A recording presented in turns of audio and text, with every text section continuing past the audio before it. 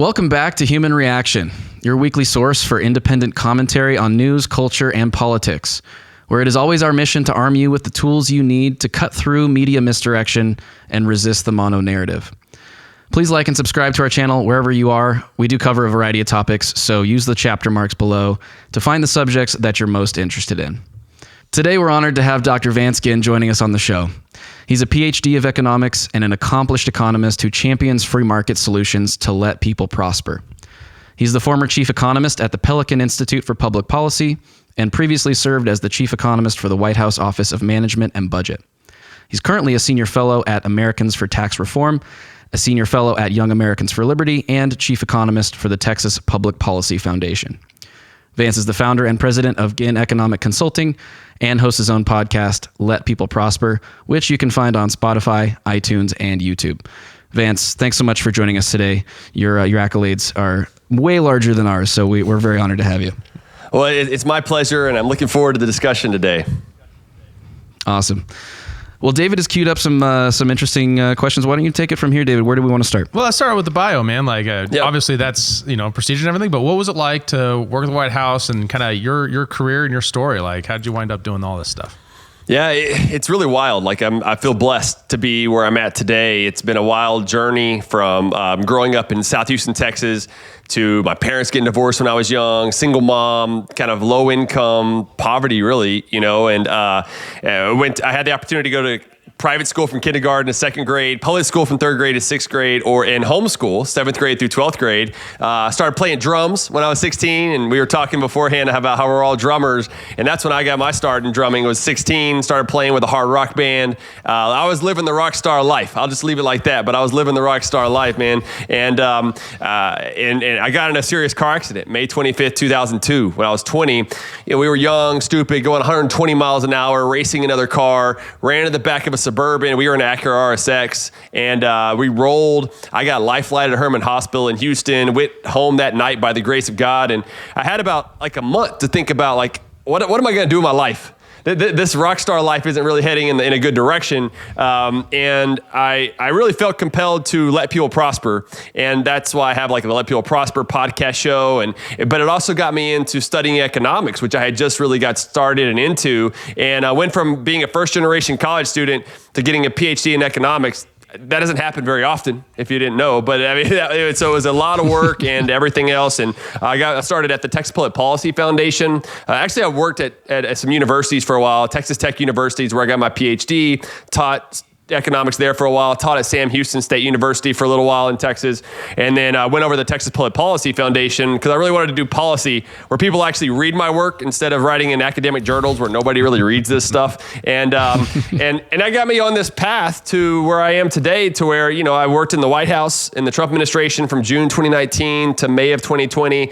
as the chief economist. It's the technical title is Associate Director for Economic Policy, but it's the chief economist of the Office of Management and Budget. So I was right there in the Eisenhower Executive Office building, right next to the White House, could go into, the West Wing anytime I wanted, the Navy mess, found myself in the Situation Room as a person who was in homeschool, a drummer, and then, and back in the day, I used to dye my hair black and have 10 gauge earrings in both ears and stuff, and for going to all that to sitting in the Situation Room, making these big decisions was just remarkable. And then I went back to TPPF in May of 2020 after all the shutdowns and stuff happened. I was like, look, stuff is heading in the wrong direction. Let me get back home to Texas with my kids and family and everything. And then last year, I started my own thing, Ginn Economic Consulting. It was a leap of faith where I just quit where I was and said, you know what, I'm going to try something else, and have been working with a lot of state think tanks across the country, including the Frontier Institute in Montana. And it's been great. I enjoy working on budgets, tax reform, occupational licensing reform, deregulation, just a lot of ways about getting government out of the way. I'm a classical liberal, more libertarian overall. So I'm trying to find out how do we get people to do what they want to do. I know that I've failed many times. Y'all probably haven't, but I have a lot. And I learned from that. And too often, I think we get caught up in public policy and socialism and everything else thinking okay, here's the utopia. But too often, if we don't fail, we're not going to learn, and we're not going to learn how to improve things over time. And now I got 3 kids and living near Austin, Texas, and kind of living my dream. So it's a long story, I guess, but I've tried to shorten it as much as possible. And I'm glad to be here with you talking today. Oh, we appreciate it, Vance. That was really great. I mean, why economics? And then I did find it from your background to that. I find a lot of people who get into economics have a moment or a story about how they got to that place where like, wow, this idea that things can order themselves on their own, that prosperity evolves from the bottom up, is really profound. And there was for me, there was a trigger point, but was there one for you? Yeah, I think the big part for me was kind of to your point about it comes up from the bottom, not from the top down approach, that really got me interested. I remember when I took my first economics course in junior college, it was right when September 11th happened. It was in 2001. And I remember my economic professor was talking about how, wars help grow the economy and everything. And I was like, man, that doesn't make sense. That just doesn't make sense to me because you're destroying things in the process. How can you be creating something and just because of government spending? And that kind of got me along that path a little bit more. And then when I got to Texas Tech, where I was studying intermediate macroeconomics, my mentor, ended up being my mentor over time, Dr. Ronald Gilbert, he gave me, I used to go talk to him after every class, and we would talk a lot about economics. And he handed me the book Capitalism and Freedom by Milton Friedman, and it changed my life. I was like, this stuff makes so much sense. And it makes sense that, you should have control of your own destiny, not government, and that there are trade-offs within the system. And so that really helped to get me on my direction of studying economics. And the way that I look at economics is that it is about human behavior.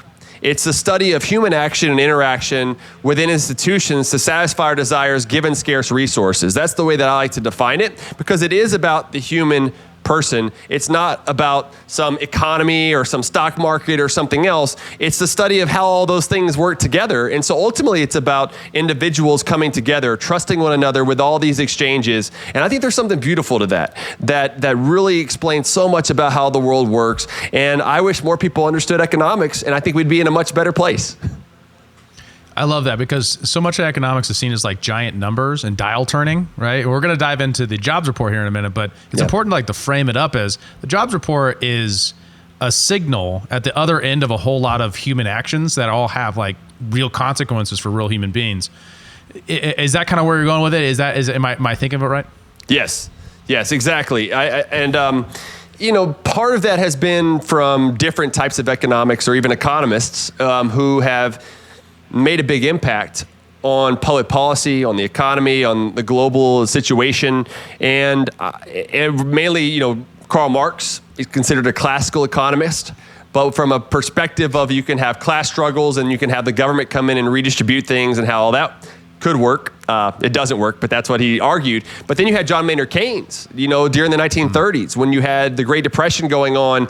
In his view, he was saving capitalism through all this government, like you said, turning those wheels, the machine of the economy, and trying to help out things. But in the process, I think made us weaker. It extended the Great Depression. It made things worse over time, and it led to a lot of the dependency that we have today on government instead of on civil society. In fact, I think it crowded out. I know it crowded out the productive private sector because of all the government spending. If you include state, local, and federal spending, you're talking about 40 to 45% of the overall economy, meaning that that's where taxes are having to take out. Think about how much more robust our economy would be, how much more jobs would be available out there in the economy, higher wages and everything else, had we not been set on this path over time. And I think it was good for those like Ludwig von Mises, Milton Friedman, Frederick Hayek, Thomas Sowell today. I mean, the man's 90 years old and still writing books. It's amazing. But these are the folks that I think we need to be looking up to more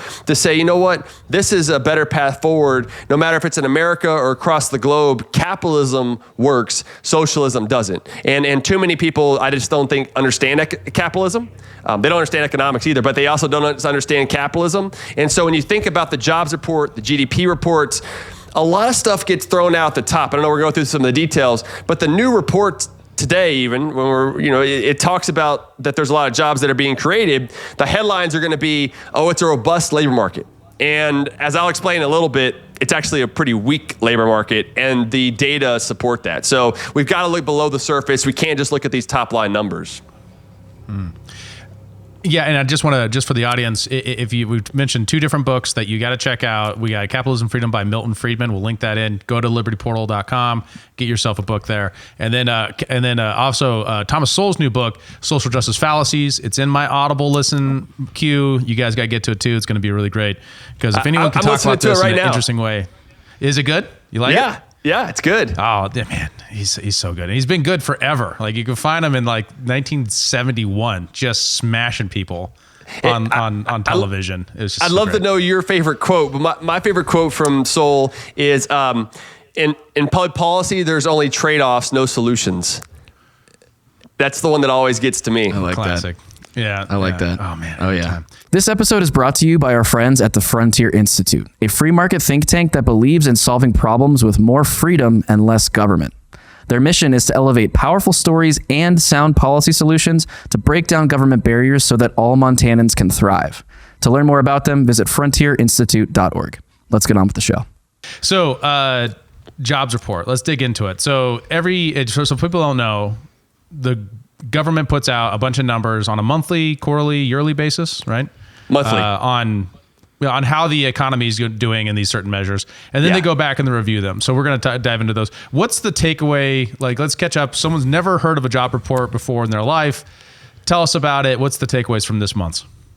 Yeah, so the jobs report's put out by the Bureau of Labor Statistics, which is underneath the Department of Labor at the federal level, and they do different surveys. They do a payroll survey that goes out and asks questions of establishments: how many jobs have you added? How many have you let go? How much do you pay your workers? Kind of an average, things of that nature. And then there's also the household survey, which they ask a number of households, us, families across the country. I've never got a call, but they ask a lot of people about what their situation's like. Have they got a job? Are they over 16? Just normal things about the labor market. And then they put that information into their statistical analysis, and then they project what that means for the rest of the country. Because they're not going to go out and interview every business or interview every household. So it is an approximation of what's going on in the labor market. And I think there's some good information for us to look at and see how it does, especially over time.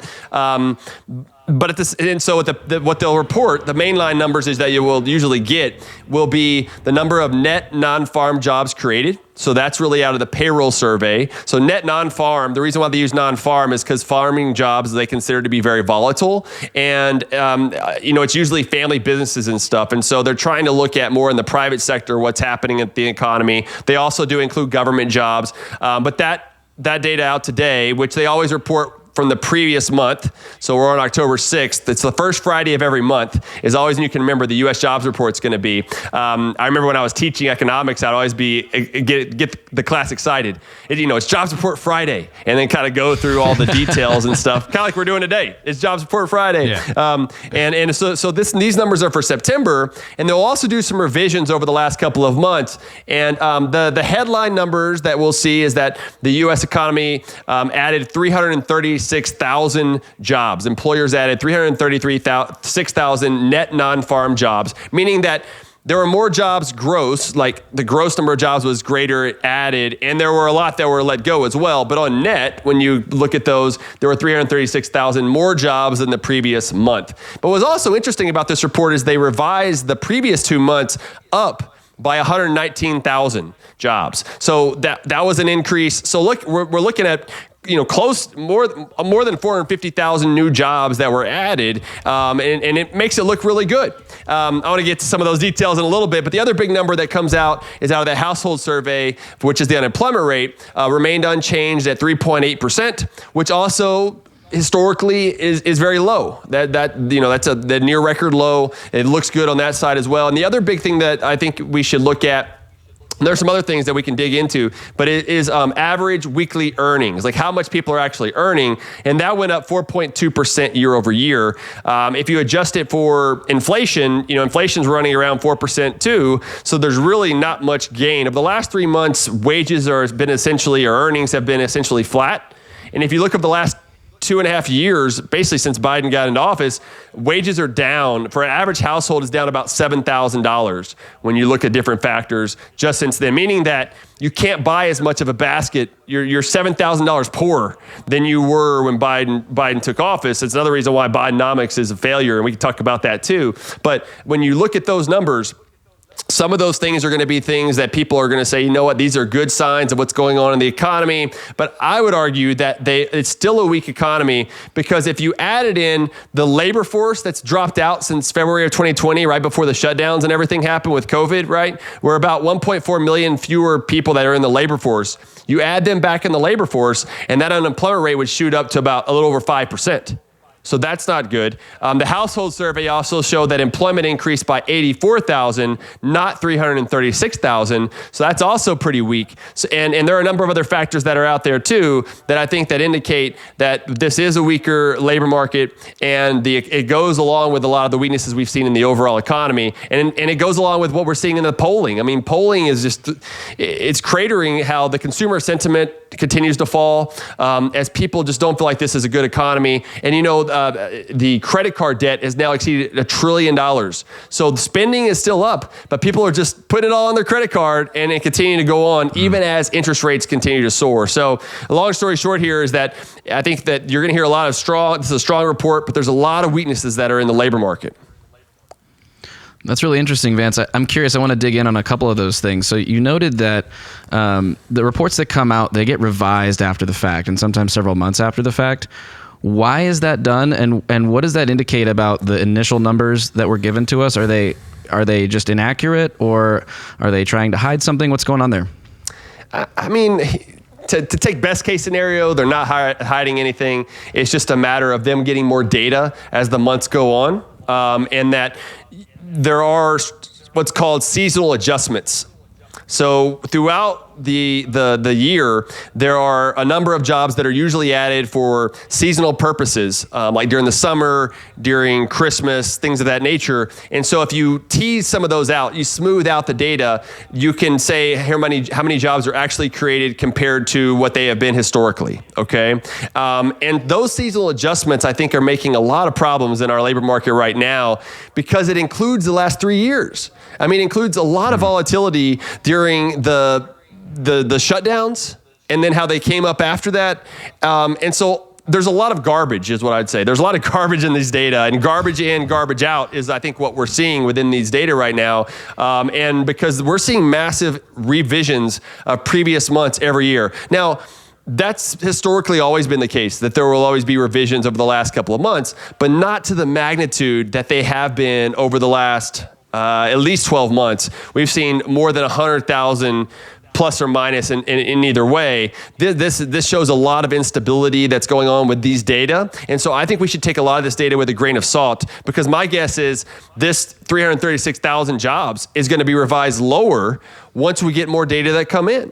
And this won't really be smoothed out to have better labor market data month to month until, I think, at least another year, because when we get further away, especially from 2020, because we had the 22 million jobs that were lost during those just 2 months of, March and April of 2020. And then you started to see the increase over time. But that throws off a lot of these numbers that are out there. And so I think that that's part of it. There is the other side, though, where you say, you know what, maybe there is a reason for them to report these high number of jobs being created monthly and then go back and revise them later when nobody's going to care, because they can get the good top line numbers, good reports, and get all the good media that people will talk about, which we have a lot of progressive media, not y'all, but we have a lot of progressive media that's going on out there, and they're willing to tell more of that story than they will about the revisions, the loss of the people that are have dropped out of the labor force and everything else.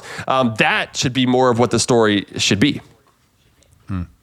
The jobs that we've created in the last month, is that all full-time jobs, or is that part-time jobs and full-time? Yeah, it's a combination of the two. I don't have the exact number, but what we've seen over the last few months now has been that the majority of jobs created on net, right, are part-time jobs. These are not full-time jobs, which is another indication of some of the weaknesses that are in the overall labor market. And there's a lot of talk about labor shortage. And where it's difficult, you have a lot of job openings by businesses, and that's the demand compared to unemployed, so the supply. And so there's been this gap. And that is what we call the labor shortage that's out there. And you wonder, I've got a little bit concerned about those job openings. Like, how many of these are really job openings? How many of them had taken on debt whenever interest rates were so low? Because now small businesses bankruptcies are up 61%. 61% just over the last year. A lot of small businesses are starting to fail, and and that means job openings are now falling as well. So they had this anticipation of hiring more workers, but I don't know that they really needed them based on the demand that they had at the time. And so now that gap is shrinking, and we're seeing a little bit more of it looks like a tighter labor market, but we've got a lot of uncertainty that's still out there. And so, it's another thing interesting about the labor market is people are jumping jobs a lot more. Well, why? Well, why is that the case? There's a number of reasons for that. One reason is I think that more people are wanting to look more for remote work.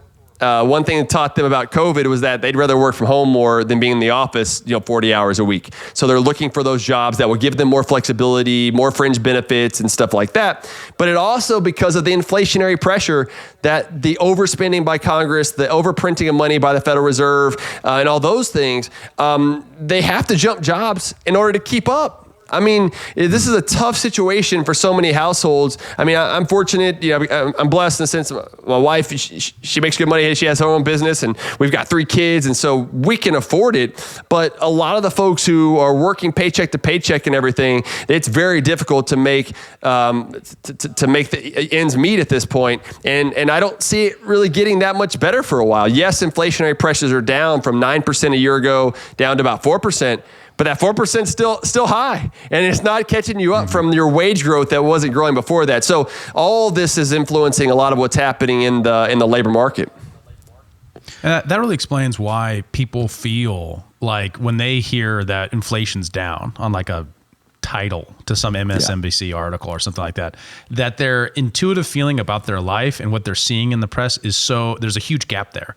Yep. There's like that human element that's saying, I can't seem to buy groceries without feeling like I'm going bankrupt. Yet you're telling me the economy's on the upswing and everything's okay. And this strange act by the Biden administration to lean into Biden economics and say, no, everything's great. Biden economics are working. Yes.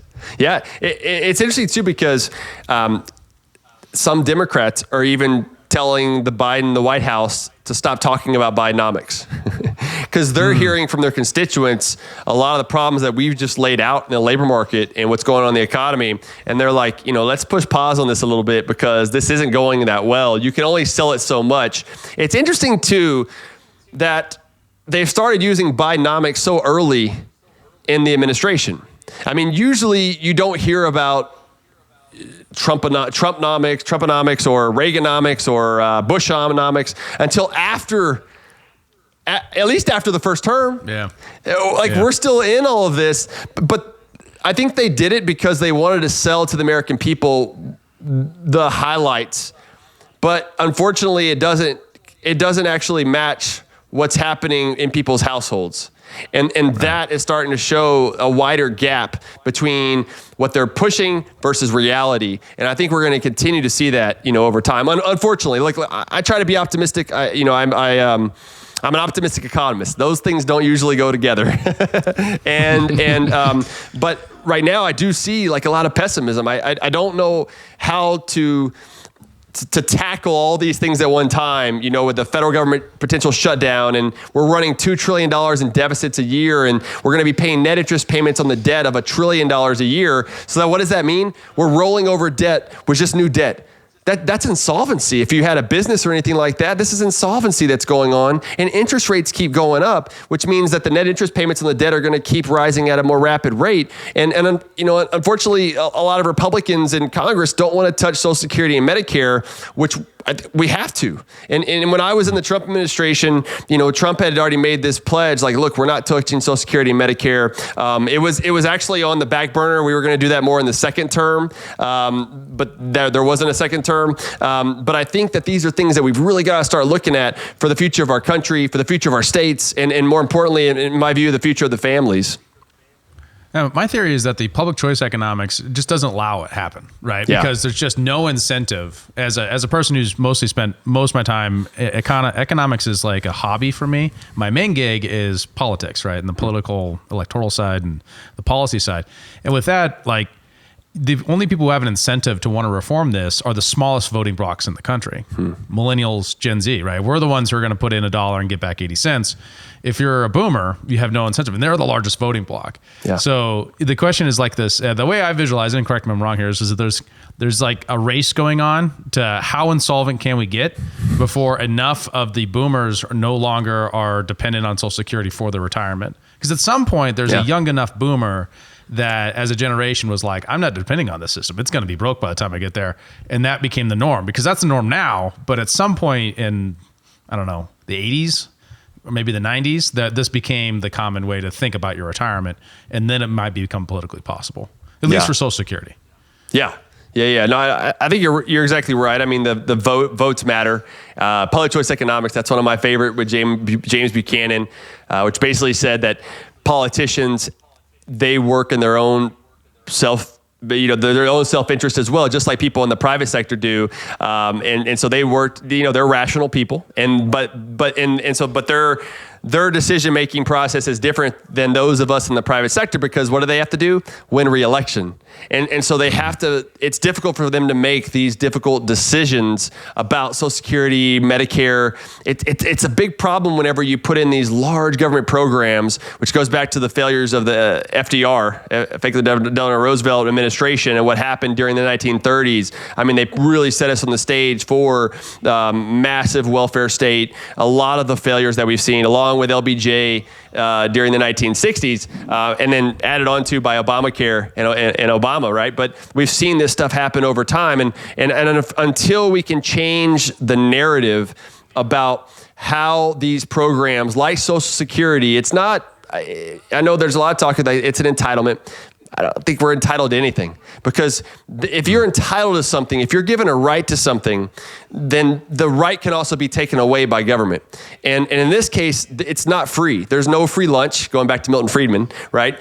Nothing is free here. There is a cost to it, and we're going to see this very soon. I mean, the actuarial data, which they look at, okay, what's the projected expenditures on Social Security, like payouts over time, versus the tax payments that are going to, tax revenues coming in. And I think it's now, 2026. It's coming up pretty quick. Maybe it's a little bit longer than that. But anyway, it's coming up in the next 5 years on when it would reach a period of basically insolvency, where they don't have as much money. You're going to have substantial cuts. I think it's 24% cuts in benefits. And when those messages start to talk to boomers, like you said, and saying, hey, you're going to have some major cuts to this if we don't do something now. And I think that there's ways with Social Security to where if we're going to, to get a little deeper, I don't even know that we need Social Security. I would rather the private sector work best. I think we should be able to be in charge of our own future. Why is the government automatically going to take our income to go into a fund that they're going to mismanage? Putting that hat off to the side for a second and living within reality that we're in today, okay, I think that we basically say, look, we need a certain cutoff to say below that, you need to choose private savings accounts or something else to go in, and then the other ones we're going to keep on the same system that we're on today. And then that way, I think will help with the political argument, but it's still a difficult argument, as you know, to go down that route. But I think we have to at some point, because that portion, Social Security, Medicare, and Medicaid are about 2/3 of the federal budget, 2/3. And so you only have, about a third of the budget that you can really maneuver. And that's what they're talking about last week with the continuing resolution, or whenever that was here recently, I guess it was last week, continuing resolution. Yeah. That's all they're really talking about is the discretionary funding. They're not talking about the mandatory spending programs, which are really driving a lot of the deficits and debt over time. And so until we can get around that and define the narrative in a way that people can understand and say, you know what, we've got a crisis on our hands, we've got to do something about it. I don't see a path forward to where we actually do something, though, unfortunately. So when we look at the kind of three variables he pointed to, that business owners are trying to project the amount of consumption they're going to see, right?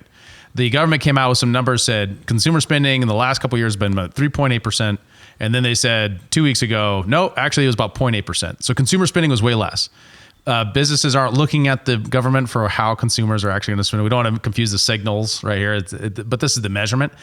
When businesses are trying to project out and say, I need another person, what you're saying is that as they are saying, I need to hire someone so I can grow with the economy and bring in more income, they never found that person for a bunch of reasons, or there wasn't as much consumption as they thought. So all these signals are not working because of the junk in the signal. Like the price mechanism, as we've talked about in the show a lot, plays a role in society to signal to people what the available resources are and how to allocate those resources bottom up by people making these decisions. So business looks out and says, I need a new person, so I'm going to go find someone to hire.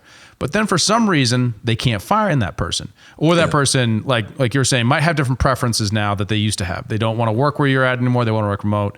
Or they want to work part-time. Or whatever. So like, how would we understand what are the barriers and policy solutions so that when that business is seeing a growth in the economy, because the economy is, it might turn around at some point, that they can actually go out and find that person to employ? Yeah, no, it's a great point. Yeah, do you like the Austrian business cycle? Have you heard much about that? I'm familiar with it. Yeah. Well, it sounded a lot like what you were saying right there was the Austrian business cycle, because I think there's a lot of truth to it on the Austrian economics side, school of economics, where they talk about whenever you manipulate interest rates in the economy, like the Federal Reserve does, and like Congress's overspending does too, that creates distortions throughout the economy. And so you have boom and bust cycles that tend to occur whenever interest rates are held too low for too long. Then you have all this increase in production and hiring of new jobs and everything else, or the anticipation of hiring for new jobs. But when markets start to correct, including the price of credit, interest rates start to go back up, it makes it to where all those ideas, those investments aren't profitable anymore, and then they collapse. And what's interesting about all that too in economics, not to get too detailed in it, but it's called Cantillon effects, where you have the money that goes in the economy doesn't all go just like, so when the Fed prints money, it doesn't all go just to the lower income or even to the private sector, across the private sector, right? It really goes through the financial system first.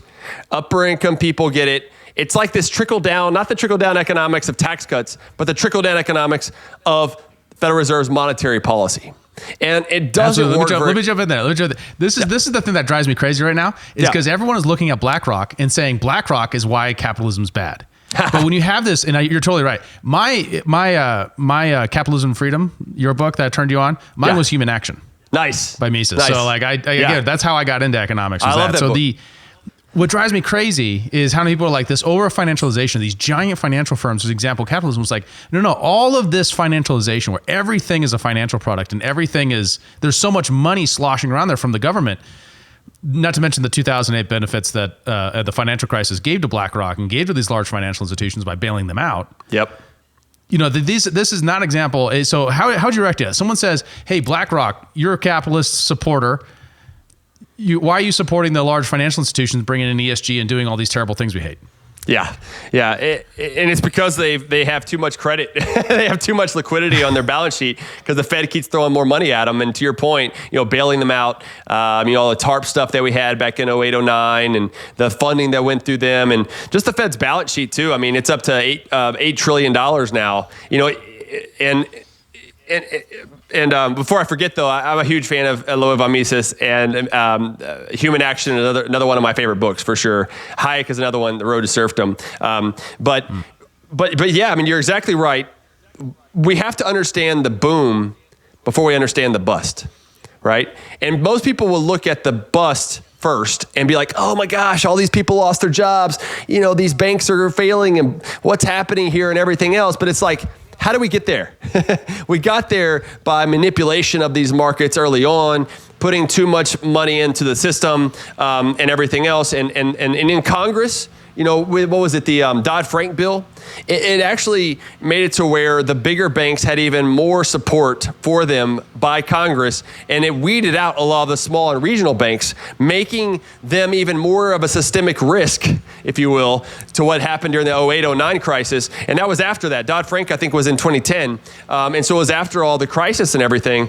And now we're in the situation where these larger banks are having a lot of problems. Was it SVB? A lot of these other banks have had some problems. I think we're going to see more of the banks begin to fail as interest rates have went up. And they had all this liquidity. They put it a lot into bonds and other things that are out there. Those asset prices are changing quickly every day.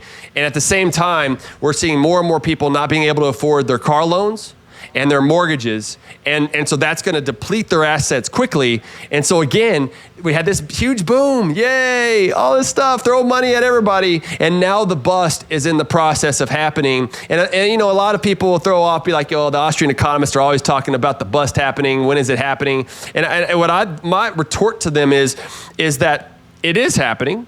We just may not always be seeing it. It's kind of, at least not on the surface. Because a lot of this stuff is underneath the surface that's not out of plain sight based on government data, right? But if you look at what happened during 08-09, people will say, oh, there wasn't any inflation and the Fed printed all this money, did quantitative easing and all this stuff. And they're like, look, Austrian economists, y'all wrong. And it's like, no, let's hold off a second because stock market soared. Bond prices soared. A lot of the prices throughout the system soared where we had a lot of the bubbles that were taking place. And they continued to keep interest rates too low for too long during the 2000s, the aughts, the 2010s. And this has led to a big situation that is ready to burst. And right now, I think we're finally starting to get to some real interest rates in the economy, and people are freaking out. And if you look back in the 1980s, we got to look to the past to understand what's happening for the future. 1970s, government printed too much money. They were looking at this debunked Phillips curve, the trade-off between unemployment rate and inflation. And Milton Friedman, that's where he got his Nobel Prize on, was actually debunking that Phillips curve. It's ridiculous. And then Paul Volcker came in, slammed the brake on the printing of money, actually cut the money supply for a while, and it led to a double dip recession that people were like, oh, well, that, what happened there? But then you had a period of like great moderation. I'm not saying they did everything perfectly there, but there was some things that took place that really changed the dynamic. And unfortunately, I don't see that dynamic changing right now. There's too many people who want to put more money in the economy through the Fed, through Congress and everything else. And so what I've been saying, like if I'm on Fox Business with Cavuto and others, or I'm like, look, we can't just look at the interest rates. The interest rates are just one price. What's driving those prices? The Fed's balance sheet. That is inflation.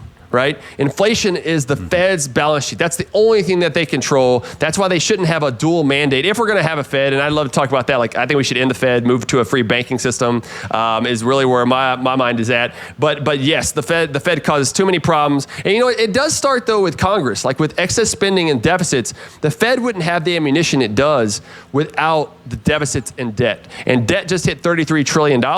They come in, they buy that debt, they print the money. What if we were reducing the debt? That would also put less power in the hands of the Federal Reserve as well, which I think would be a better direction.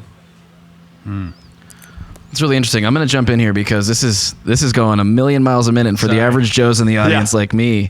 I think there's a lot here to break down and a lot that people need to understand. I'm curious.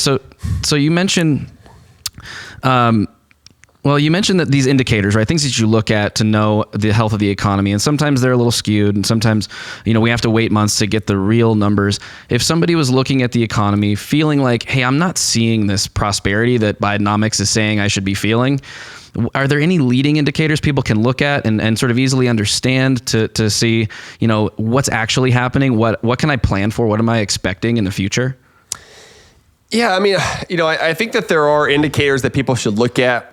But if I'm not an economist and looking at this stuff every day, what I tell my friends and family and others is like, just save for a rainy day. Like make sure that your own house is in order before you start worrying about other people's houses and everything else, right? I wish politicians did that too, but that's a whole nother discussion. But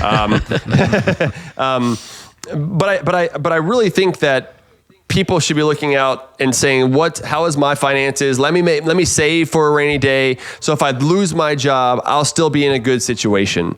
Because what happens is when you start getting into a situation where you're living paycheck to paycheck and everything else, if something happens and there is a recession and you lose your job, you're going to be in a much worse situation had you not planned and saved ahead for, 6 months or how many ever months you can to have that money in the bank. I think that'll be really helpful for you. And those who are looking more at like investing and putting in stocks and bonds is, I still look at Burt Malkiel's Random Walk Down Wall Street book that really helped me to understand a lot about the stock market. Is you want to be in there for the long term. I have quite a bit that's invested in stocks and exchange traded funds and things of that nature, but I look at it more from a longer term perspective and let my income drive my more spending today. And I think if we were more conservative on our own budgets, that would be a better scenario for us and for people out there. To be ready for whatever is going to come. Because, unfortunately, I do think that there's going to continue to be a lot of volatility that's out there, both politically, which unfortunately politics drives a lot of stuff, which is one reason why I want to shrink government. Government's too big, so it's influencing a lot of our lives. But it also means that there's going to be repercussions when it comes to education, healthcare. All this stuff is intertwined in our economy. And what my approach is on the let people prosper sort of calling or vision that I try to do is to say, the way we prosper is by putting ourselves in the best situation that we can, and that way we're not as reliant on government and everything else. And if for us, right, if we get Social Security later, great, but I'm not going to depend on it. I'm not going to bet on it. Yeah, I'm not going to count on it. Yeah. Totally. Well, and you mentioned volatility and with the banking instability that you mentioned as well with SVB and Signature Bank, there's been some recent news about Bank of America having some questionable things on their balance sheet, and there's maybe some uncertainty around Bank of America. Do you have any comment on like what's going on there, how to understand that or look at that? Not a whole lot other than, I think that we need more audits. We should be auditing a lot of these banks. We should be auditing the Fed. We should be finding out exactly what is on these balance sheets, because it's all going to come home to roost. And at the end of the day, this money is what's sloshing around out there, and it's what's being invested, and a lot of it with our taxpayer dollars. and in a free market capitalist system, that's not how the economy is supposed to work. Prices, y'all mentioned this earlier, prices are what should direct resources for consumers and the producers, not government intervention. There's a big divide right now, and I'm sure y'all talk about this some, of like the nat cons versus free cons, and all natural conservatism and freedom conservatism. And on the right, there's a big divide that's happening. And the industrial policy part of this is really concerning to me because when government starts to control resources and plan things, it fails time and time again because it doesn't allow for the prices signals to allocate resources efficiently. And what does that do? It makes us less prosperous. It makes us poorer in the process. And this is something that really concerns me longer term. Absolutely. Yeah, I think there's a lot of debate right now. I think you're right. Like the conservative movement is in a state of flux when it comes to its relationship with economics, right? There's for a long time. I remember my first time being in DC, 2013, and I was talking with some folks, and I was like, I'm a newly born econ nerd at that time, like only 5 years old, and I was like, yeah, talking about international trade, and this trade deal was coming up. We're talking about like the early steps of TPP, and I remember everyone around me was like, well, of course, trade is good, and like, why isn't it even a fight? And I was like, I don't think you guys understand. Back home, a lot of people on the ground are very skeptical of these trade deals, and they really don't like them. And everyone in DC was like, no one's ever going to not be pro-trade. And then all of a sudden, one guy comes along and says like, hey, you can get elected by saying, trade has some costs and we need to pay attention to those costs. And all of a sudden now it's completely different. You go to DC now and everyone's just like, oh, trade? It's easier to talk about abortion than it is to talk about trade in DC sometimes. So do you sympathize? Is this how you see it too? Yeah, I do. It's unfortunate. I think free trade And I don't look at trade just being international borders. The basic part of economics is trade between individuals. I always try to break things down to one-on-one. If you can't really explain it to one-on-one, to individuals in the marketplace, then if you try to take it to a macro economy, it breaks down. And so just like if I want to tax someone more to give to someone else, there has to be less production in the economy because you only have the two people. That's the same thing if you have an entire economy because it's taking money out. And trade is so important in our lives every day that we don't even think about it. I live near Austin, Texas. I'm exchanging with a lot of companies that are around here, and there's that trust that takes place within those trades. Because of the price signals and everything else that's going on. There's a lot of trade that happens across state borders, Texas and Montana and others that are out there. But as soon as we start talking about other countries, it's like, oh man, something's wrong. But I think we need to get in, to redefine the narrative that it's not America trading with China, it's Americans trading with the Chinese. Now, we could talk about some of the problems. It's not the same rules of the game, which I think are important. I think that we do need to recognize that there are some issues with China. They don't play by the same rules of the game. They're a communist country. They're subsidizing a lot. They have a lot of industrial policy. Their economy is going to fail before ours does, though, if you look at what all is going on over there. And so when I would have conversations, and I had a lot of these, as you might suspect, when I was in the Trump White House. So I'm a free market guy, right? I mean, I told you all my economists who I like and everything else. And so I'm not for tariffs. And when I would talk to folks like Peter Navarro, Robert Lighthizer, I get to talk to President as much about that, but those guys, they were very much like, okay, China's a massive threat. They're an existential threat to America, and they're taking all of our our intellectual property, our IP, and basically they are producing all this stuff and stockpiling it, reducing the prices of steel and other things artificially in the marketplace, and so we've got to do something about it. So what are we going to do?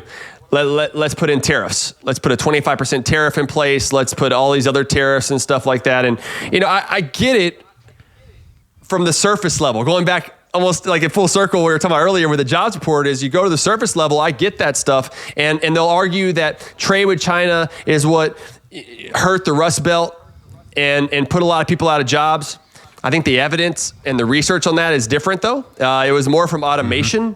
It was more from the high cost of doing business at home that incentivized people to move to other countries. And it just so happens that China has 1.4 billion people and has a lower cost of wages and everything else, and a lot of rare minerals that you can buy things at a much cheaper price. So we would buy it from there, but it was a lot of other things that were happening here. And one way I like to put this is that, we often have, when we blame someone else like China, we've got one finger pointing at them, but we've got three other fingers pointing back at ourselves. And I think that we need to look more internally about what we need to do. When the Tax Cuts and Jobs Act went in place, the Trump tax cuts, they cut the corporate tax rate. I wasn't there at that time, but cut the corporate tax rate from 35%, which is the highest in the developed world, to 21%, which is now above the global average. So they need to lower it even more. But that helped to incentivize people to come back home. We were raising our cost. And so we were looking at blaming everyone else for our problems when we should have been blaming ourselves and doing more here at home to fight these battles. And the other thing here, and I'll stop on this issue and I'm glad to answer your questions, but is the TPP, the Trans-Pacific Partnership, which was with 12 countries, including the United States, Canada, Japan, Mexico, Taiwan, a lot of East Asian countries. To me, that would have been the best path forward to go after China. Because China does not care. They're a communist country. They don't have elections, okay? They don't care if their people are starving in different places or if we're putting tariffs, which remember, tariffs are just taxes on Americans. It might hurt China in the sense that maybe we don't have to pay that higher tax and they don't have to produce as much to export to us, but it really hurts us in the process and raises prices, especially for the poorest among us who buy things from Walmart and other places. It's going to drastically hurt them in the process. So put that to the side. But if you looked at the TPP, the big argument by Trump and others was that it was not negotiated very good by the Obama administration. I probably agree with that. It had a lot of green energy nonsense and other stuff in there.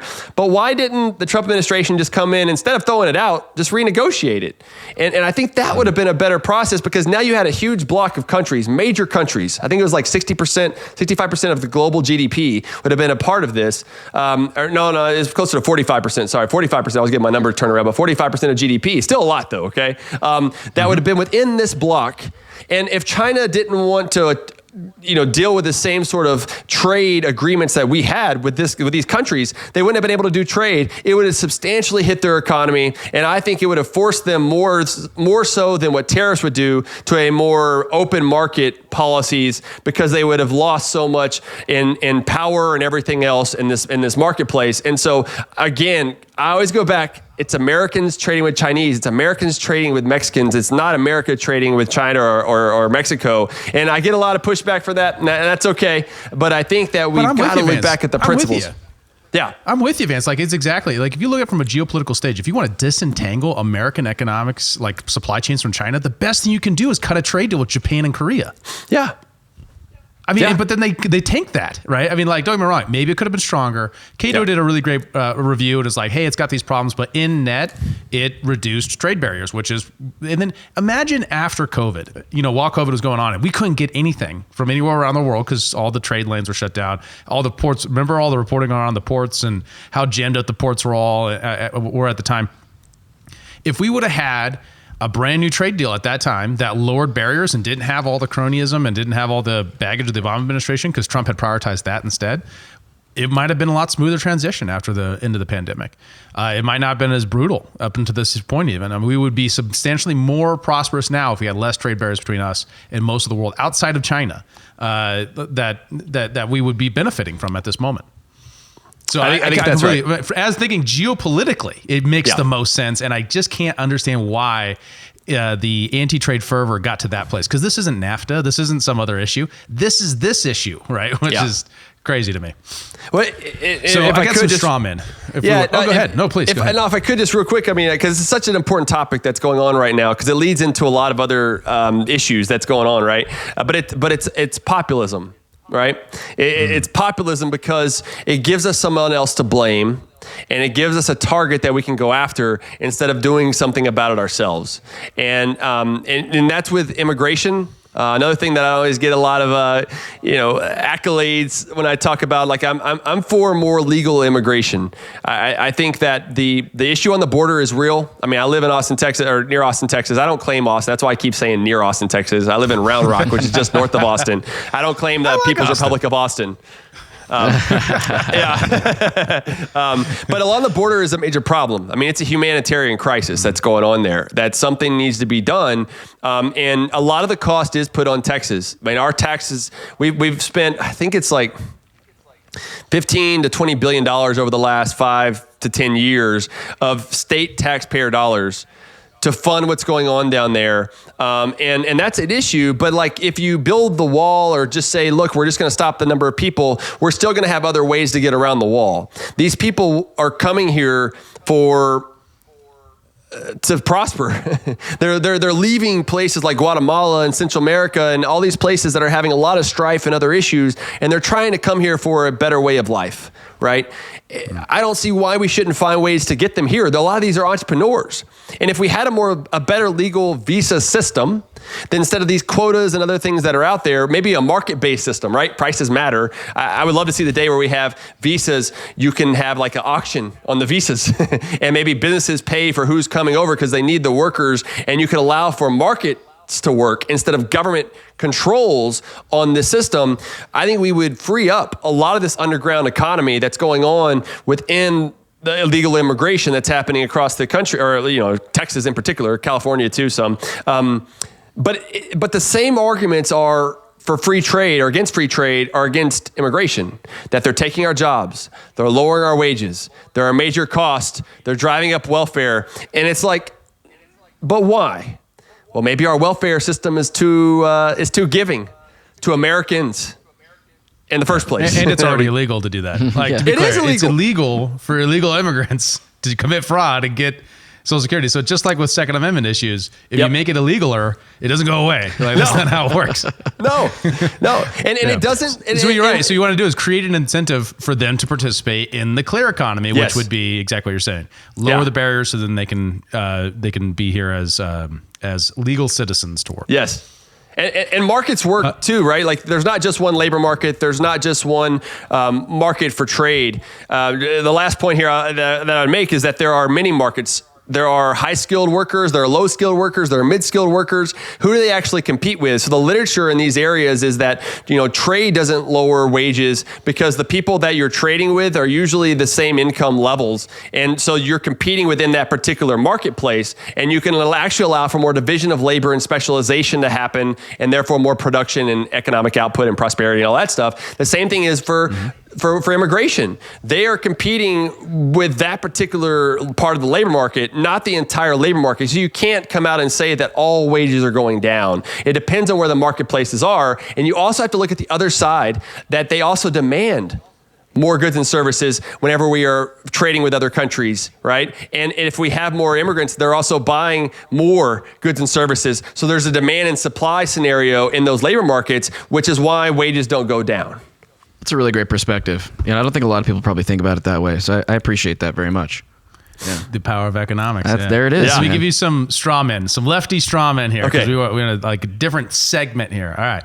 So I'm going to touch on inflation stuff because that's still, I think, the major pivotal issue of our time right now is how to deal with inflation. Because everyone remembers stagflation as a theory, right? We can watch, Free to Choose and be like, yeah, seems like a major issue. Can we define stagflation really quick, just for everybody who might be listening and not know what that is? Yeah. What's stagflation? Tell us about the 70s.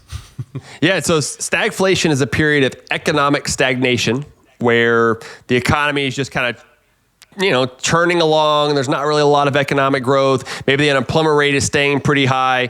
During the 1970s, we had double-digit unemployment rates for a while. And then the inflation part of it is just high inflation. So there were also double-digit inflation rates during the 1970s. And so this period of economic stagflation is what it's called, is a period of economic stagnation and inflation. And we've had that recently where we've had slow economic growth.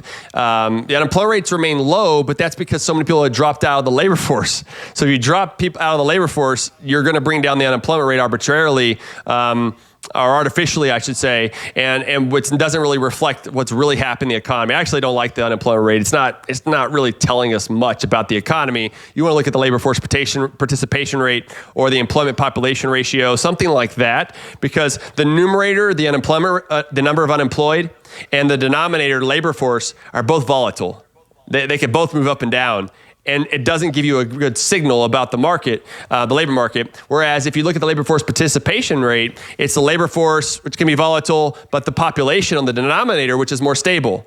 And so that gives you a better picture of what's happening in the labor market. And so there was a lot of talk about this stagflation in the 1970s, and it hurts Americans. There's a lot of reasons for that. I think it's driven a lot by the Federal Reserve. We go back to that again in Congress. But yeah, we've seen it again, and unfortunately. But the question is why did all the greedy corporations raise their profits, and therefore by raising their prices and cause inflation? That's my strong. Yeah. So I think it's the most common narrative. Like it's so hard to debunk. It's so hard to get people off this. But this is a common question people are going to get where they need a good economics answer. How would you answer that? Yeah. If they were always greedy, then why are they just raising prices now? Right. They got together at their corporation owning meeting and said, it's time to raise prices, guys. Right. In a smoky room over cigars, they're like, we're going to do it. With monocles. I'm envisioning monocles. Yeah, the whole thing. Yeah. This is one thing that I try to do a lot with the progressive left and even some on the right, honestly, is I try to ask the question back, like, how do they answer this question about why are they just raising prices now? Because if those companies are greedy, a lot of them are the same companies that were there before, most all of them. Why weren't they always raising prices? Greedflation is a myth. There's not greedflation. In fact, we're all greedy to a certain extent. That's why we want income. That's why we're working. The way that we as humans work is that we save in order to consume. What does that mean? We save some of our time that we could otherwise be doing something else to work. We don't want to work necessarily. I think it brings dignity. I think it breeds respect. If I even came from a biblical perspective, I think God called us to be fruitful and multiply, right? Multiply is something else. But fruitful is important about work to where I think it's in us to do that, but we like our leisure time. We want to spend time with our family and do other stuff that's out there. Spend time on social media or whatever it is. And so when we're looking at all these different factors, I don't see how corporations are just going to be greedy just whenever there's time of inflation. It would be all the time. And the other part that I like to push back on them is, aren't politicians greedy?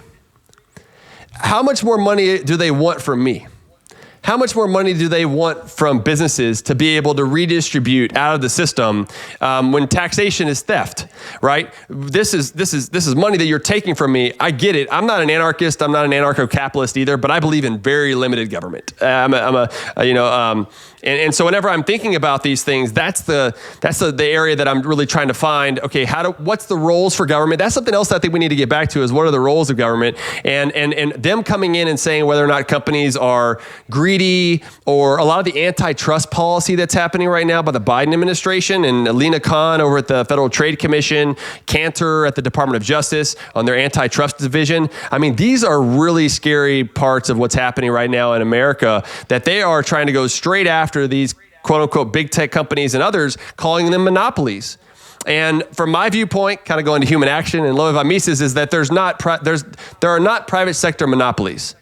As long as there aren't barriers and everything else which are created by government, that there is always the threat, the potential for new entrants to compete in the marketplace. And so we don't have monopolies. The only monopolies we have are government entities that are monopolies. They should be breaking down government monopolies. They should be breaking down government schools that are causing a disaster for our education system. They should be breaking down the healthcare system, where they are making us have higher prices and less optimal outcomes for the healthcare sector. That's really where we should be going at. Not calling greedflation for all these profitable corporations and everyone else. Is that instead, let's make sure that we're removing any sort of one area where I would agree with them to some extent is all the handouts, the corporate welfare to businesses. But again, that's a government failure. That's not a market failure. That's not capitalism.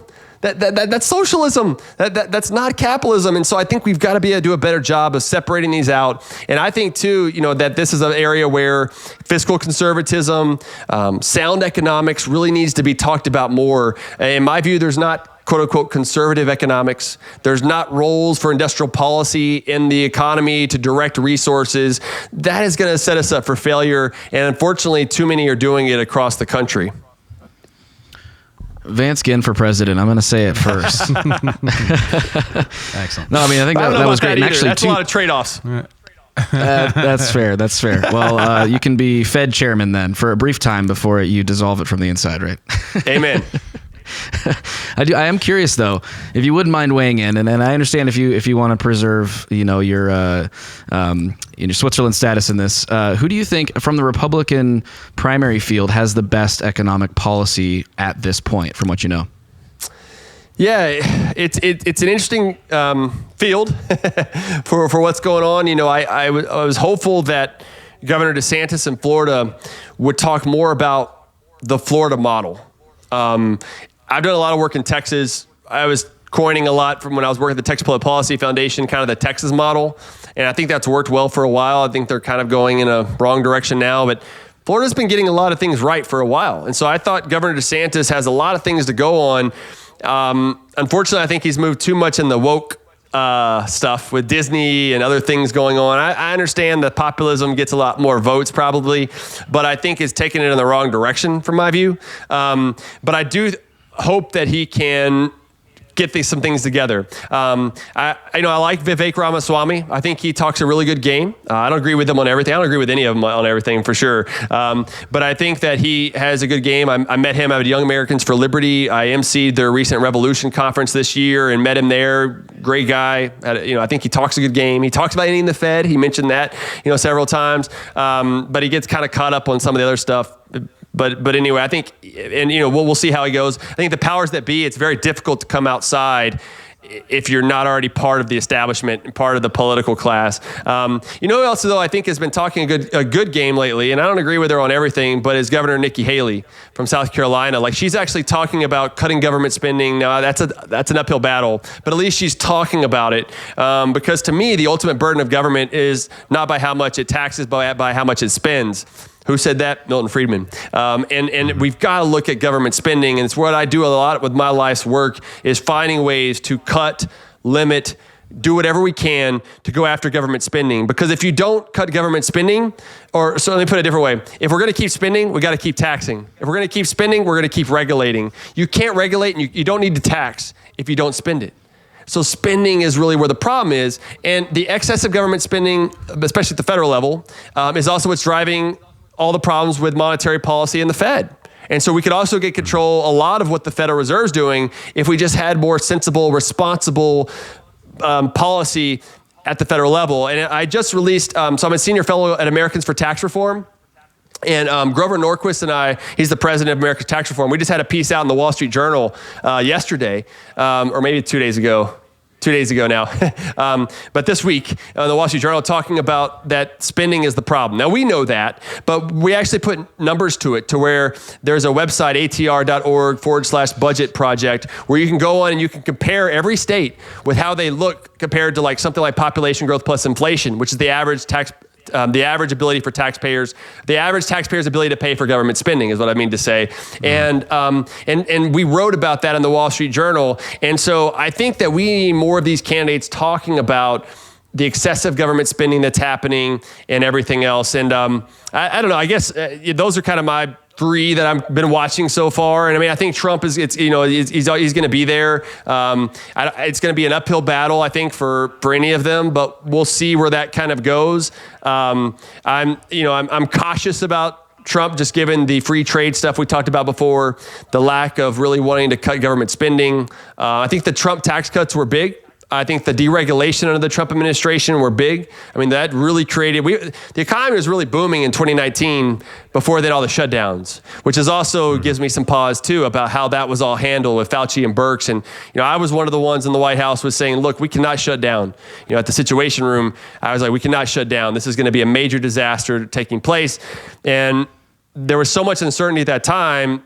I can't doubt everything and throw bad marks, but there was a lot of concern about people's health and safety, which I understand, but not as much about the trade-offs. And that's what economics, going full circle again, really looks a lot about, are trade-offs. And while I understood that maybe we need resources in certain places, I would rather have there have been targeted resources to people who need it the most, compared to blanket policies and everybody being sent home, businesses shutting down. Because what I think it did was actually slow down the process even more, and it put entrepreneurs to the sidelines and said, you know what, you might come up with the next best thing to overcome COVID or whatever the next thing is going to be, but I'm going to send you home, and government is going to be the solution, and the government should never be the solution. And so I think that really brings them a lot of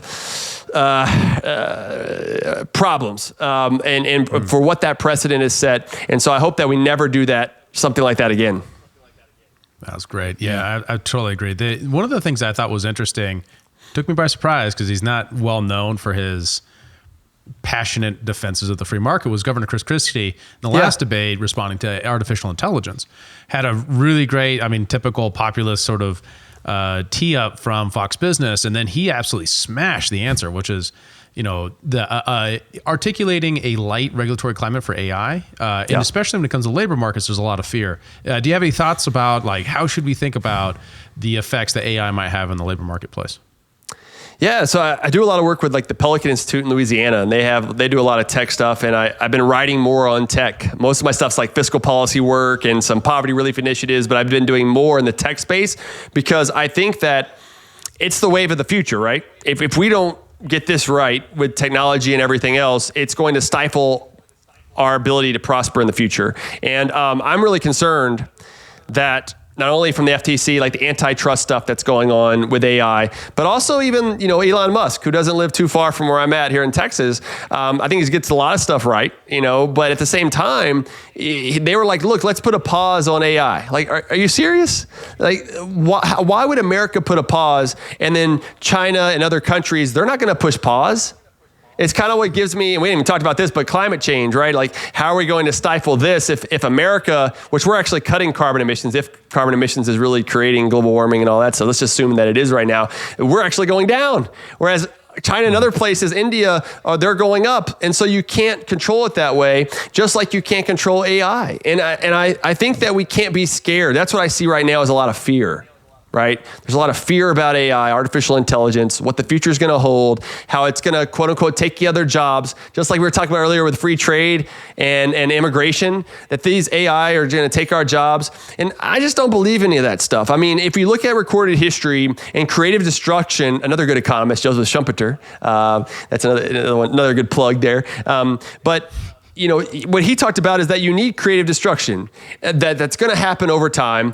And I don't think we should fear it. I don't think it's a role for government to come and bail out everybody out either.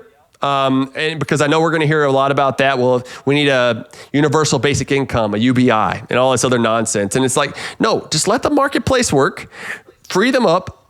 If you're going to do any regulations, make sure that it's really light. And so that way we can move forward. Because to your point, though, Governor Christie was saying is like, look, if we shut this all down, we're going to be losing out in the process, because AI is going to improve our lives, and from my view, over time, and that we will be able to overcome the obstacles that we have by adapting. Just like we're going to deal with changing weathers, because look, the climate is always changing. I don't know if y'all knew that, but the climate's always changing, whether it's man-made anthropogenic global warming or whatever else. As you might can tell, I'm not a huge believer in that, but I think that's what's great Climate about science. denier. Yeah, I know.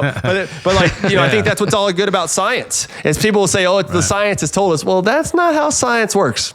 Science is constantly moving forward to test different hypotheses. There's not one science.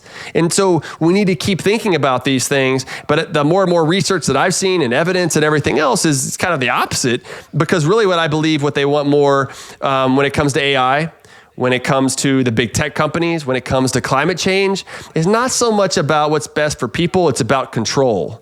And they believe that they are the experts, the tyranny of experts, where they can come in, they can solve the problems and make everything better, which is why Congress gets in the way, presidents get in the way, the Federal Reserve gets in the way. I mean, we need to have rules in place. I'm a big fan of rules, whether it be a fiscal rule like a spending limit for states, local governments, and the federal government. I'm not a huge fan of balanced budget amendments, because then you can raise taxes, and taxes don't solve the problem. It just makes the problem worse. You really got to focus on spending. And I'm also a fan of monetary rules, something like the Taylor rule, or even a money rule. If we're going to have the Fed, first of all, if we're going to have the Fed, I think we probably will for a while, then we need rules in place that can get away from the discretion that we have otherwise, because then we're left to whatever these experts think that they know. And these rules are always wrong too. It's made by man. We're fallible at the end of the day. But I think it helps us to create more certainty in the marketplace instead of the uncertainty that's driven by politics. Absolutely. You mentioned there's a lot of fear, and I'm curious what your thoughts are around the government shutdown, because that's been big in the news, and I think a lot of people may have a lot of fear around losing access to government services that they may rely on or that they may enjoy. Speaking of trade-offs, like what are the trade-offs there if we fail to get spending under control? Yeah, so the trade-offs, for a long time, it's been tough to talk about government spending and the cost of it. I mean, I could talk about it, the trade-off with the private sector. There's no free government spending, so every dollar comes out of the productive private sector whenever they tax us. And that's one way, but I think people, they don't really connect it to that. And I could talk to you about how our national debt, which is $33 trillion, how that's about $100,000 per person. So each of us owe $100,000. Or per taxpayer, though, it's close to $250,000. Actually, more than that now, as we increase so rapidly. So I think we're all taxpayers, so we owe actually over $250,000. But our kids owe $100,000. And so that starts to connect a little bit. But people are like, we're not going to have to pay it off. But I think we're starting to see this more now, to where it's starting to connect with people more, because the cost of this excessive spending are the deficits and the debt, the interest payments, and those interest payments and that debt are sold in the marketplace, and it pushes the price of bonds down and interest rates up. So we're seeing interest rates soar. Well, the Federal Reserve doesn't always want interest rates to go up, because they have their target interest rate, the federal funds rate, and all that. So if it starts to go above where they want it to be, they'll buy more bonds, they'll put more money into the marketplace and all of that, which increases inflation. And so what we've seen now are the direct results of the excess spending and everything else, is that inflation, higher interest rates, you losing your mortgage, you losing your car, you losing your business because of all this, goes back to excessive government spending. I think we have a direct connection now of all these things starting to go together, and we can see the trade-offs today. It's not something that we can just say, this is going to happen in the future when you have to pay your taxes. No, you're facing this now, which is another thing that we haven't even really talked a lot about, but I think that's why we're seeing so many strikes by the UAW workers, the United Auto Workers, other strikes that are going on across the country, is that they can't keep up with inflation. It's creating a lot of strife, and so they are wanting to push back, even though I think it's going to make the situation worse for the economy and even for them, because some people are going to lose their jobs. But it's all driven by the excessive government spending. And we've got to get back to, what are the roles for government? In my view, I think that the roles for government are, national defense, in the sense of having order within the marketplace. Because if we're always being worried about being shot or killed, or just a lot of going back to uncertainty, right? The volatility that happens. Like if you're in the Middle East, it's difficult for your economy to work, because you don't know what's going to happen. A suicide bomber and everything else, it's very difficult for economy to work. So I think that some of that security is important.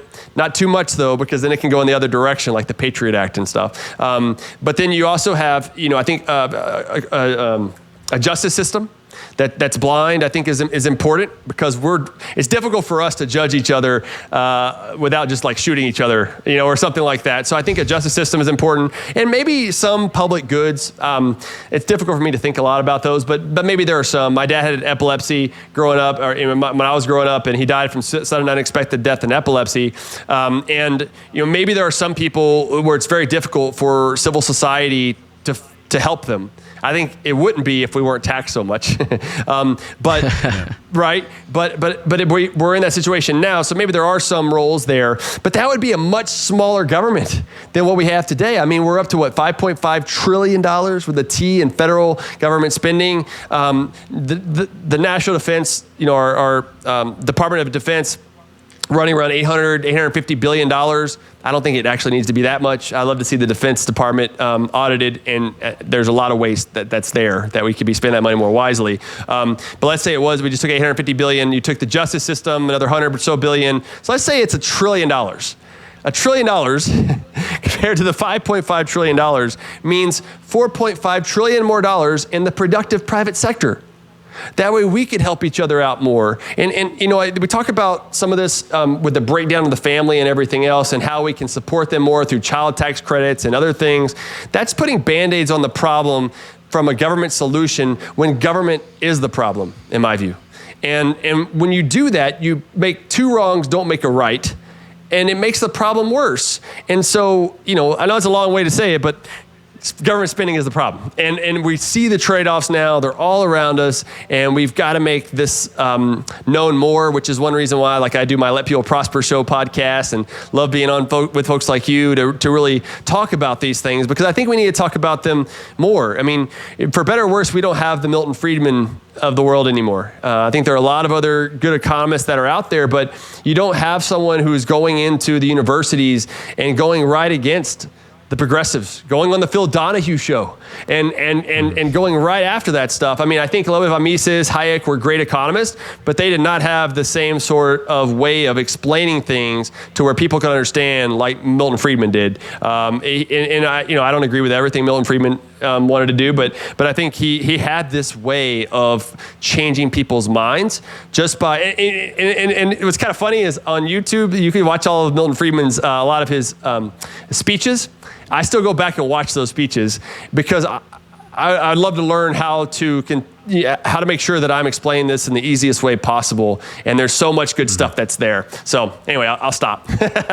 I get it. It's so challenging. And we're at a moment, I think, of needing to advertise, why our solutions are better, right? I mean, like the classic, theory of change for politics. You got to be the guy in the room with the best idea to solve the problem when it's a problem.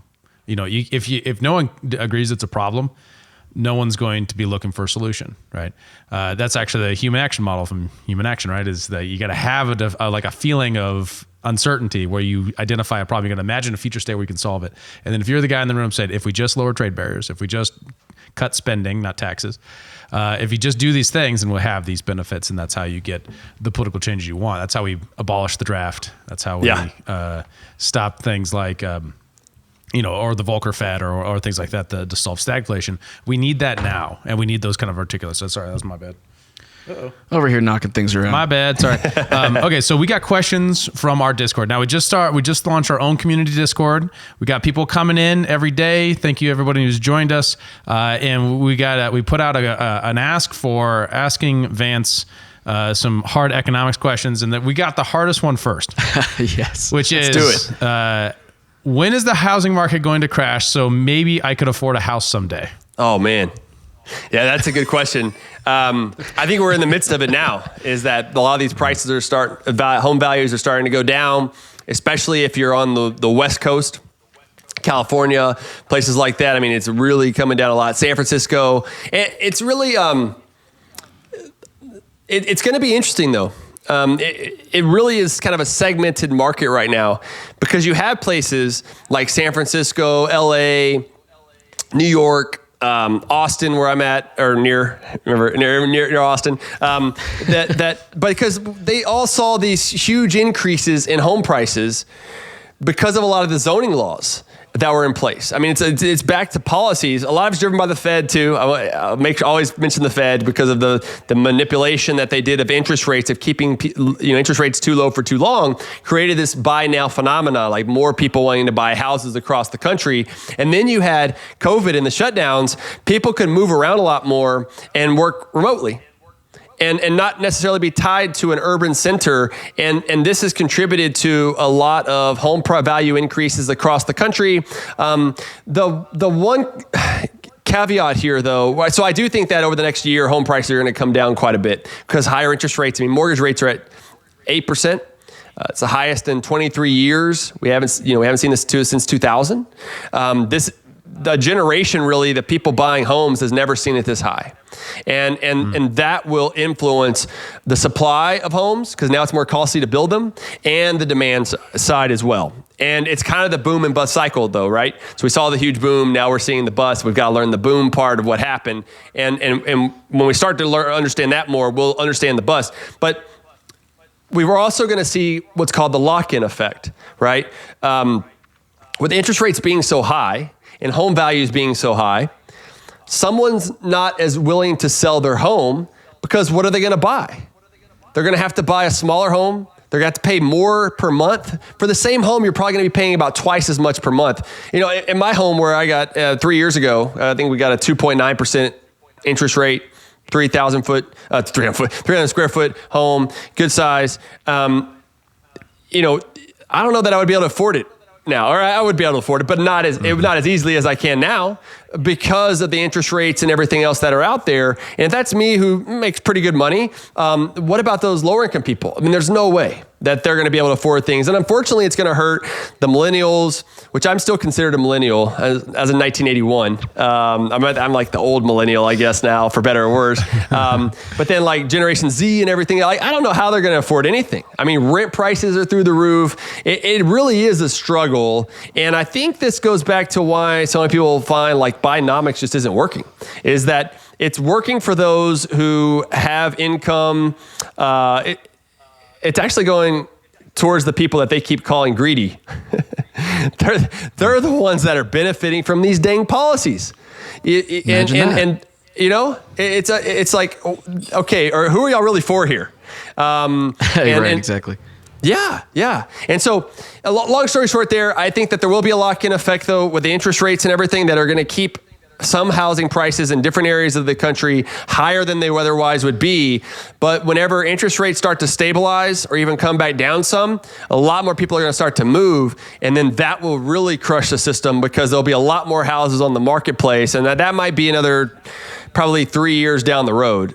So unfortunately, it's going to be a tough time for a little while. And if you can afford it, you just have to do it sometimes. We can't just think about homes being an investment and how much you're going to make over time.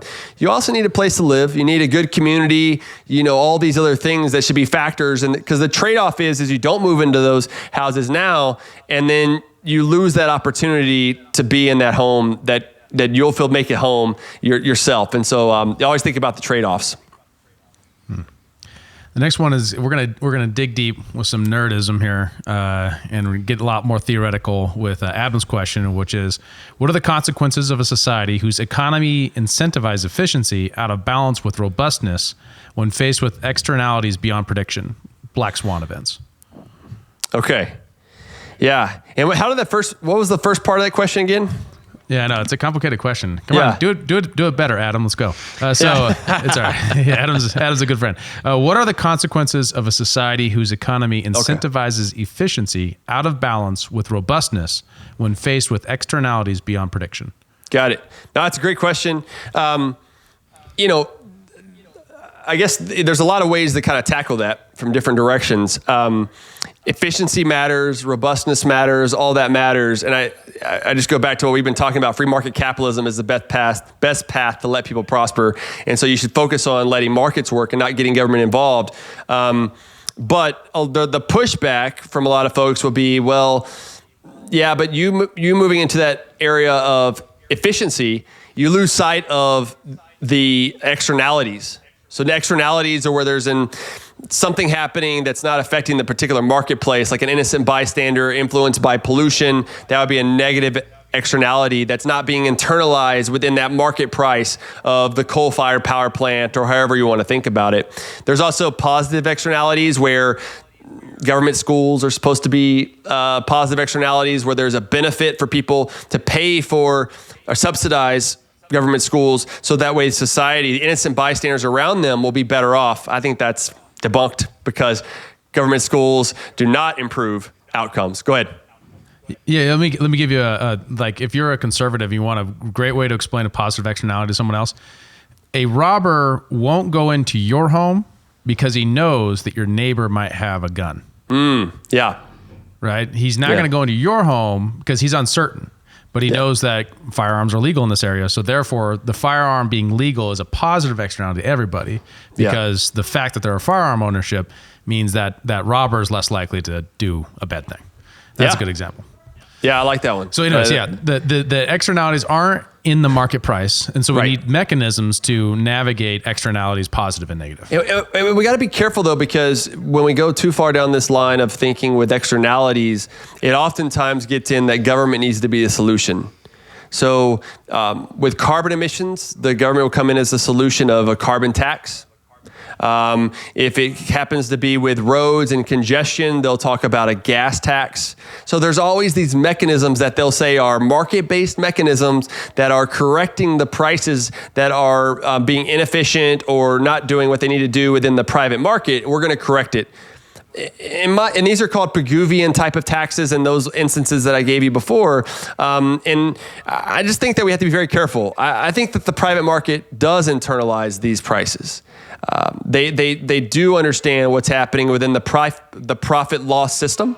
Because if we go in a direction where we say, you know what, we need greener, we need more EV cars, electric vehicle cars and stuff like that, if the price gets too high, then we won't do it. If the price is too low, then we will. Let the prices work. Don't come in and start trying to subsidize electric vehicles or tax them or subsidize wind and solar, unreliable sources of energy. You know, I think you need to let the marketplace work because from my perspective, government failure is more costly than any sort of perceived market failure. Because when the government gets involved, they're going to misallocate resources and make the situation worse for the supplier and the consumer, and they're not going to get the outcomes that we want. You know, if we really wanted the outcome that I think some want on green energy is that there should be zero carbon emissions. That's ridiculous, but that's what they'll want. Well, a carbon tax can never get you to that because a carbon tax would tax the carbon. It would reduce the carbon right then. But if it goes to zero, then you've ended all of the exchanges that were taking place. Right? It would have to go up. They'd have to raise the tax high enough. And if you're trying to internalize that cost in the marketplace, why not let the price do it instead of a carbon tax? Because also what they try to do is they put a carbon tax in and they spend it on other things like subsidizing wind and solar, or there's a trade-off there, right, that they'll do. So they become dependent on that source of revenue to the government. They really don't want carbon emissions to go down. They want control and they want more government. And so I really try to stay away from that and stick with, you know, markets work best. Let's work on efficiency. I think another big issue here is on income inequality. There are some good books. I'm actually going to have U.S. Senator Phil Gramm on my podcast here soon talking about his book on the myth of income inequality in America because of the way that we've kind of looked at it over time. It's just, you know, with inflationary measures and how it's been moved and manipulated over time, that capitalism from the bottom up approach is a much better way to equal outcomes. I don't even want to equal, but equal opportunity, right? Compared to a top down approach of equal outcomes where now we have fewer people that don't have that opportunity. You can either let prices ration the allocation of resources, or you have to ration it in other ways through long waiting lines, through starvation, through, you know what I mean? Like there's always a trade-off that's involved and you should let the market work. Hope that helps. Yeah. One thing on the theory that I want to point out for Adam too is to think about the process of which you pay for an externality and how you get there, right? So there's one process that's the progressive thesis, right? We're going to put the smartest people in charge of the FDA, and they're going to make sure that we don't have any externalities, or the EPA, or whatever institution that is. And the smart people are going to regulate the industries to prevent externalities from happening in the first place. Well, unfortunately, they don't have the knowledge to actually do that, right? They suffer from the fundamental problem of why socialism doesn't work and all these other central plannings don't work, is that they can't know what they need to know in order to do that. What will allow people to know is a judicial process after an injury, which is a much better way to deal with externalities, because then you actually have to deal with material evidence, an adversarial process, and discovery, where you bring facts together and then use a neutral third party to establish truth and then determine justice by injury. And then you have a price, such as like a fee or a fine or, you know, a compensation, that is then a market signal outside the market to say, okay, this practice that this person was found guilty of in a material adversarial process is now something that we should be aware of, right? The trick is only when you get to the place where you have public goods sitting in the middle, like the Chattanooga River and pollution of a public area. Then the government should be there to protect the commons, to then sue that business for polluting the commons. But you want to be careful about that, because then you have all the perverse effects of a monopoly, the government, being the one doing that. Which is, it's an income source, and it's a way to run elections, and it's a way to, you know, not see any of the trade-offs to the production of things that might cause pollution, as an example. And to all that point, you know, you go into Ronald Coase and others, right? Is you want to find private... the Coase theorem. Yeah. You got to tell us the Coase theorem. This will be the 5th time we've covered the Coase theorem, but we need to remember it because I've already forgotten it. Please. Oh yeah, but yeah, Ronald Coase, University of Chicago. The Coase theorem is basically you want to find a price to internalize that externality instead of the government coming in, and you allow for individuals to set up. There's the barking dog next door. That's always the classic example, is basically just those individuals should come together to find a price of for that person's sleep, or find a way to keep that dog inside. But there are other ways to go about it, or through the legal system, like you mentioned there. I think that's a great point, is that there are other ways to go about this mechanism than the government from the front end, instead of the government being on the back end of these transactions. And that's part of my big kind of philosophy too, is the government should be the last resort in whatever it does. And too often it's becoming the first resort. And that's why you've got so many problems. This is an interesting kind of extrapolation on our AI discussion earlier, but I think it takes in a slightly different direction than where we went before. How is the labor market affected with increasing pressure to be more productive with less, more productive with less? And I specifically enabled by technology, which evolves faster than given labor can adjust. Meaning, if you have AI growing really fast and taking more jobs, how can we allocate new jobs in kind of the candle makers example, or the automobile to driving horses question, where you have a relatively slow march with this acceleration that we have by new technology? How's the labor market going to be able to adjust with that? Yeah. I'm no, trying it's a great to question. Your question justice, Ad. I'm sorry. It's a good question. And I think it's a tough one. I think that's what a lot of people are struggling with right now. I think it's a lot of the industrial policy of how do we make sure that people have jobs, or certain jobs don't go away, and things of that nature. And I always go back to the market, like we were talking about earlier. What can we do to lower the cost today? One of the big areas that I see this, I think maybe be a good example for the audience is thinking about the minimum wage. Right? Like there has been a push for a long time of a living wage of $15 an hour. And a lot of people, a lot of states actually are at that. I think California, New York, some others. But you still have some states who are following the federal minimum wage of $7.25 an hour, which is what it is in Texas. What's the minimum wage there? I think it's $7.25 here. I think so. Yeah. But no one pays that. Like now, it's like if you're getting paid less than $18 an hour, you're like, oh yeah. Or outside of very rural places, right? Yeah. Yeah, that's right. But the minimum wage has been one where they'll say, going back to market failure, there's a market failure that's happening, the inefficiencies that are happening and everything else. And we're going to lose all these jobs because of technology and everything else, like kiosks. And so if you think about McDonald's moved to a lot of kiosks whenever you go in to buy food, some of the cashiers have been let go, but they still have cashiers there as well if you want to use them. But the higher that the minimum wage goes, there's the trade-off where it's more costly to employ workers and less costly for capital. So there's a labor capital trade-off here that's going on. And so you employ more of the kiosk. Kiosks can't call in sick.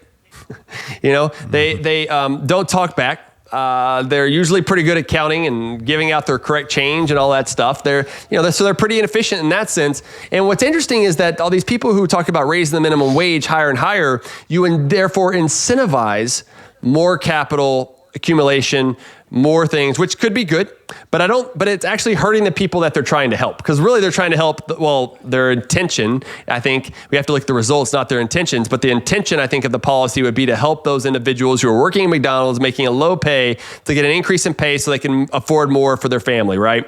But the problem is that when you make it too high, and we're seeing this a lot across the country, is that it makes automation and capital cheaper. Well, who makes the kiosk? Who came up with it? It's a high-skilled person, engineer. So they get more jobs. They get more demand for their services, right? And then who maintains the kiosk? It's the mid-skilled. It's the ones who can go and fix it and everything else.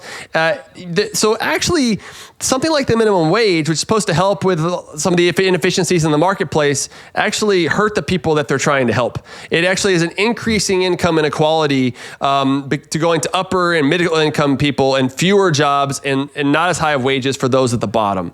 And I think that's just one example. For example, in Fort Worth, Texas, there's actually a fully automated McDonald's now, where you can just go through the drive-through. You tell the computer what you want. There are robots making the hamburgers and everything else, and then you get to the window and they spit it out, they give it to you. There's no one working there. And I think we're going to see more of that the longer that we go in this direction. And so is this really a problem with capitalism and profitability? I don't think so. I think it's a push, and maybe we would get here over time, but I think the adjustment would be much easier if we let the marketplace get us to that point versus the government shoving it down our throats. And a lot of that happened with COVID and the shutdowns and people not wanting to work at some of these places. And so it became cheaper to get capital and kiosks and other things first before doing this. And so again, I would just go back and say, let the markets work. Let's not worry so much about how we're shifting or transitioning from one AI to another. Because remember, at one point in time, you had people who were upset about the horse and buggy when the T-Model Ford and other cars were coming online. But I don't know about you, but I'm very glad we're not riding horse and buggies anymore. I like taking my vehicle from one place to another. Mm-hmm. Absolutely. Particularly in the hot Texas summer or the cold Montana winters, right? Yes. Amen. Absolutely. Yeah, I think it's interesting too with AI that the initial fear was that it was going to be low income jobs that would get hurt first, right? We're talking about kiosks, stuff like that, and people like truck drivers.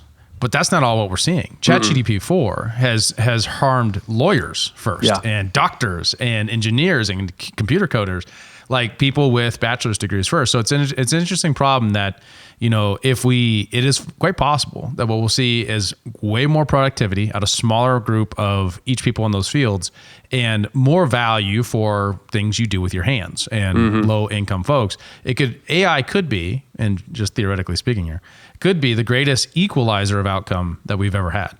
Right.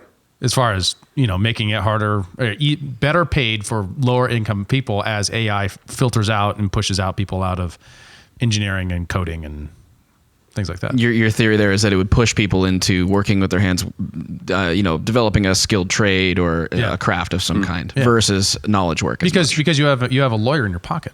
Right. Right. I mean, imagine if it was as good as a human lawyer. Right? Well, I mean, there was, and we're not there yet, obviously, but there was recently a lawyer, I think, who used ChatGPT to write a brief, and it referenced a case that didn't exist. Yes. I don't know if it was ChatGPT or one of the other ones, hallucinated, sort of. Yeah, so he got disbarred. Yeah, so, but maybe it's not that it can completely automate, but it at least makes you 1,000 times more productive. For sure. Right. Yeah. So your average lawyer right now is that much more productive. Absolutely. Yeah.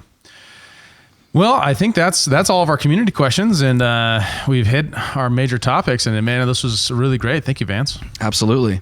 Yeah. Where can our listeners find you online?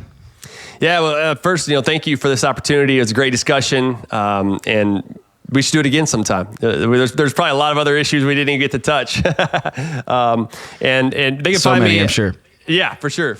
But the audience can find me at vanceginn.com. That's my website. I have a lot of links and stuff there. I have my podcast show, Let People Prosper show. That's on all the major platforms that are out there. On Mondays, I have an interview that I do with a guest, an expert in kind of an area, and we talk about a lot of free market economics and kind of nerd out on some stuff like that. And then on Fridays, I have This Week's Economy, where I talk about what's happened in the economy over the last week and the latest data, and from a market perspective that you can trust compared to a lot of the mainstream media that will just give you the flashy things at the top, but not the reality of what's happening on the ground. And so those are a lot of things that I try to do. And I also do a lot of research for think tanks and things of that nature. And so a lot of good information. And finally, I have a Substack, vanceginn.substack.com. That's my newsletter where you can get all this information right in your email. So those are the places. Fantastic. How do you find time to sleep? You do so many things. It's quite impressive.